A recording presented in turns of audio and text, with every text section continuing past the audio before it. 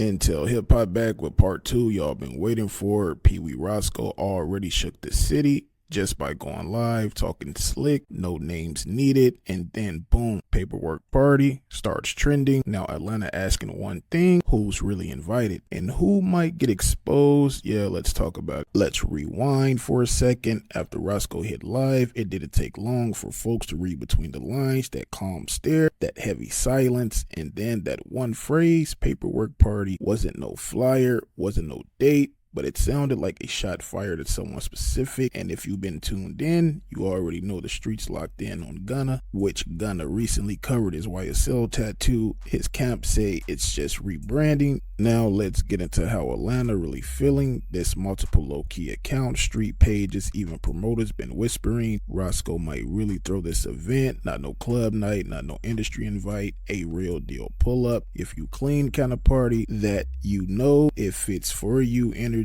That's how paperwork parties move. Ain't about fame, it's about proof. You got your name on the indictments or worse on somebody else's paperwork, then you better stay home, fam. Some folks say it's gonna be a private studio, others claim it's a barbershop meetup vibe, but the message loud: if this goes down, Roscoe not just throwing shade, he lighted a fire.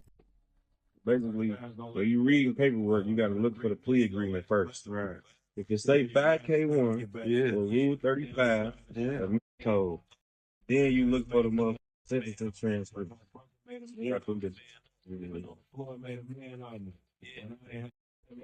Now here's where it gets sticky. Nobody got an official guest list, but certain names already floating in the wind. Where it is, some old YSL names might pull up to show solidarity, but let's keep it real. Some industry folks ain't going nowhere near that party. You got rappers who been quiet since the YSL indictments dropped, rappers who stayed silent when the courtroom got loud. The streets been watching. Even Roscoe making this a loyalty test. Some folks already failed, and yo, don't expect nobody to admit they ducking, but best believe the absent gon' speak just as loud as the present. Now let's say Roscoe really does this, drops a location, puts faces in the room, and paperwork gets thrown. This ain't just a move, it's a shift in a whole Atlanta street rap dynamic. Parties the low for years, but this one tied to YSL, tied to Birdman, tied to most controversial snitching scandal hip-hop scene in years. And yo, in 2025, these parties are like street lie detectors. If you pull up and your jacket clean, you're solidified. If you don't,